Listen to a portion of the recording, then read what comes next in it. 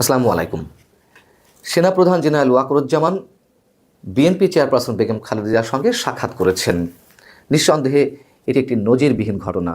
দর্শক, আপনারা জানেন যে বৃহস্পতিবার রাত 8:30টার দিকে জেনারেল ওয়াকার সাহেব তার সহধর্মিণীকে নিয়ে অসুস্থ বেগম খালেদা জিয়াকে তার গুলশানের বাসভবনে দেখতে যান এবং এই যে দুজনের মধ্যে কী আলোচনা হলো, কেন তিনি খালেদা জিয়ার বাসায় গেলেন, এই বিষয়গুলো নিয়ে এরই মধ্যে রাজনৈতিক অঙ্গনসহ সাধারণ মানুষের মধ্যেও নানান ধরনের গুঞ্জন, নানান ধরনের কৌতূহল, অনেক প্রশ্নের সৃষ্টি হয়েছে এবং আমি বিষয়টিকে নজিরবিহীন বলে উল্লেখ করেছি। কেন নজিরবিহীন বলেছি সেটা আমি পরে আসছি। এ কথা তো সত্য যে বাংলাদেশে এই মুহূর্তে সেনাবাহিনীর একটা বড় ভূমিকা রয়েছে। দেশকে একটা বড় বিপর্যয় থেকে সেনাবাহিনী বা সেনাপ্রধান রক্ষা করেছেন এবং বর্তমান যে অন্তর্বর্তী সরকার, সেই সরকারকে সেনাবাহিনী সর্বাত্মক সহযোগিতা করে যাচ্ছে। পাশাপাশি দেশে এই মুহূর্তে যে নানান বিষয় বিশৃঙ্খলা, আইন শৃঙ্খলাজনিত বিশৃঙ্খলা, অর্থনৈতিক, সামাজিক, রাজনৈতিক যে বিশৃঙ্খলাগুলো চলছে, সেই জায়গা থেকে মানুষের মধ্যে এ ধরনের গুঞ্জন রয়েছে যে সেনাবাহিনী হয়তো ফ্রন্ট লাইনে চলে আসবে। সেই ফ্রন্ট লাইনের রূপটা কেমন হবে তা নিয়েও নানান ধরনের গুঞ্জন রয়েছে। সেনাবাহিনী আরও শক্তিশালী হবে, সেনাবাহিনী দেশকে একটা জায়গায় নিয়ে যাওয়ার জন্য তারা আরও বেশি শক্তিশালী ভূমিকা অবতীর্ণ হবে। সেটি কতটা শক্তিশালী, ওয়ান রিভেন সরকারের সময় যেমন মঈনুদ্দিন সরকার যতটা শক্তিশালী ছিল ঠিক ততটা পাওয়ার প্র্যাকটিস করবে, অথবা নাকি ভিন্ন কোনো রূপে সেনাবাহিনী তার কাজগুলো চালিয়ে যাবে, নানান ধরনের গুঞ্জন। কিন্তু আমি যে নজিরবিহীন বলে উল্লেখ করলাম বিষয়টিকে, আমার অন্তত আমার অভিজ্ঞতা থেকে বলতে পারি যে বাংলাদেশের অন্য কোনো সেনাপ্রধান কোনো রাজনৈতিক ব্যক্তির বাসায় গিয়ে রাজনৈতিক দলের প্রধানের সঙ্গে এখনও পর্যন্ত দেখা করেননি। সে ধরনের কোনো নজির নেই। যে কোনো সরকার প্রধান বা রাষ্ট্রপ্রধান তাদের সঙ্গে দেখা সাক্ষাৎ করা সেনাপ্রধানের, সেটা তো একেবারে অন্য বিষয়। কিন্তু খালেদা জিয়া তো এই মুহূর্তে আর রাষ্ট্রপ্রধান কিংবা সরকার প্রধান নন। তিনি তো স্রেফ একটি রাজনৈতিক দলের চেয়ারপারসন, শীর্ষ ব্যক্তি।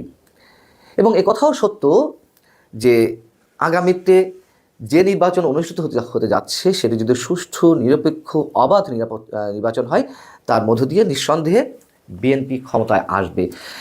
যতই ক্ষমতায় আসুক না কেন, যত নিশ্চয়তায় থাকুক না কেন, সেই ভাবি সরকারি দল বা সেই দলের যদি সেই দল ক্ষমতা আসার পরে খালেদা জিয়া যদি প্রধানমন্ত্রী হয়েও থাকেন, সে ধরনের নিশ্চয়তা থেকেও থাকে, তারপরেও তো এই মুহূর্তে তো তিনি সেই জায়গায় যাননি। তাহলে তার সঙ্গে কেন সেনাপ্রধান দেখা করলেন? কেউ হয়তো প্রশ্ন করতে পারেন যে খালেদা জিয়া চরমভাবে অসুস্থ, গুরুতর অসুস্থ, তার সঙ্গে তো যে কেউ দেখা করতে পারেন। হ্যাঁ, অবশ্যই পারেন, কিন্তু সেনাবাহিনী প্রধানের মতন একজন গুরুত্বপূর্ণ ব্যক্তি তিনি যদি খালেদা জিয়ার মতো মানুষ হসপিটালে থাকেন, সেখানে দেখতে যাওয়া এক কথা, আর তার বাসায় দেখতে যাওয়া নিশ্চয়ই অনেক ধরনের পার্থক্য। এবং যে কেউ ইচ্ছা করলেই, অন্তত সেনাপ্রধানের মতন গুরুত্বপূর্ণ একজন ব্যক্তি, স্পর্শকাতর একটি বাহিনীর প্রধান, তার তো নানান ধরনের লিমিটেশনস থাকে। এটি তো বাস্তবতা। রাষ্ট্রীয় কিছু আচার মেনে চলতে হয়। আমি বলছি না এখানে রাষ্ট্রীয় আচারের কোনো লঙ্ঘন হয়েছে, তবে যে প্রথা অথবা যেগুলো আমরা দেখে এসেছি সেখান থেকে খানিকটা চোখে পড়ছে বিধায় নানান ধরনের প্রশ্ন, নানান ধরনের গুঞ্জন। দুজনের মধ্যে তাহলে কি আলোচনা হলো? 40 মিনিট তারা অবস্থান করছিলেন, কথা বলেছেন। আমার যেটি ধারণা সেটিও আমি স্পষ্ট করছিলাম। তবে খালেদা জিয়ার বিদেশ যাওয়া নিয়ে আওয়ামী লীগ সরকারের সময় তো নানান ধরনের বাধা ছিল, তাকে বিদেশ যেতে দেওয়া হয়নি। তিনি অবশ্যই গুরুতর অসুস্থ অনেক আগে থেকেই। কিন্তু অন্তর্বর্তী সরকার গঠনের পর অনেক ধরনের কথা উঠছে যে -2 ফর্মুলা কার্যকর করার একটা চিন্তাভাবনা সরকারের মধ্যে থাকতেও পারে বা হয়তো রয়েছে। এবং সেই জায়গা থেকে আওয়ামী লীগ সরকার যেমন চরম বাধা দিয়েছে খালেদা জিয়াকে বিদেশ যাত্রার জন্য, আবার ঠিক উল্টোটি খালেদা জিয়া এই সরকারের সময় তার যে বিদেশে যাওয়ার নিয়ে আলোচনা, সরকারের পক্ষ থেকে কোনো বাধা নেই, সরকারের পক্ষ থেকে সব ধরনের সহযোগিতা করা হচ্ছে। এর মধ্যে একাধিকবার খালেদা জিয়ার বিদেশ যাত্রার তারিখ বিএনপি থেকে জানানো হলেও খালেদা জিয়া বিদেশে যাননি। কেন যাননি? এই ধরনের তো কথাবার্তা রয়েছে যে -2 ফর্মুলা যদি বাস্তবায়ন করা হয়ে থাকে বা বাস্তবায়নের কোনো পরিকল্পনা থাকে বর্তমান সরকারের, তিনি বিদেশ গেলে হয়তো আর বিদেশ থেকে আসতে দেয়া হবে না। তার ধারাবাহিকতায় আমরা জানি যে আগামী সোমবার খালেদা জিয়ার বিদেশ যাত্রার কথা রয়েছে চিকিৎসার জন্য, এটি দলের পক্ষ থেকে বলা হয়েছে, কিন্তু সেটিও যে নিশ্চিত তা এখনও বলা যাচ্ছে না। এর আগেও তারিখ নির্ধারণ হয়েছে, তার যাওয়ার জন্য সব ধরনের ব্যবস্থা হয়েছে। তার সফরসঙ্গী কারা থাকবে, কোথায় যাবেন, কিভাবে যাবেন, আগে লন্ডন হয়ে যাবেন চিকিৎসার জন্য অন্য কোথাও, নাকি লন্ডন থেকে হজে যাবেন, এই নানান ধরনের কথাবার্তা। তো সেই জায়গা থেকে সোমবার বিদেশ যাত্রার কথা রয়েছে এখনো পর্যন্ত। তার আগে আমাদের সেনাপ্রধান তার সঙ্গে সাক্ষাৎ করলেন। এগুলো আমাদের সব ধারণার বিষয়, এবং যা কিছু গুঞ্জন চলছে, যা কিছু কৌতূহলের সৃষ্টি হয়েছে, সেখান থেকেই আমি কথাগুলো বলছি। তাহলে সেনাপ্রধান কি মেসেজ দিলেন? আসলেই কোনো মেসেজ দিয়েছেন? আমরা প্রথমত ধরে নিতে চাই যে তিনি সত্যি সত্যি অসুস্থ একজন গুরুত্বপূর্ণ ব্যক্তিকে, বাংলাদেশের এই মুহূর্তে গুরুত্বপূর্ণ ব্যক্তিকে দেখতে গেছেন।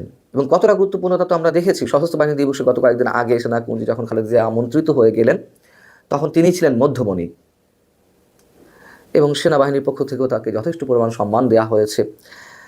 এখন বিষয় হচ্ছে যে তার বিদেশ যাত্রার আগে সেনাপ্রধানের এই সাক্ষাৎ নিয়ে যে নানান ধরনের কৌতূহল সৃষ্টি হচ্ছে, তার মধ্যে একটি হচ্ছে, তাহলে কি সেনাপ্রধান কোনো মেসেজ দিলেন যে না, আপনি যেন না বিদেশে, বিদেশ যাওয়ার এই মুহূর্তে কোনো প্রয়োজন নেই, এবং গেলে অন্য কিছু হতে পারে, আমরা জানি না।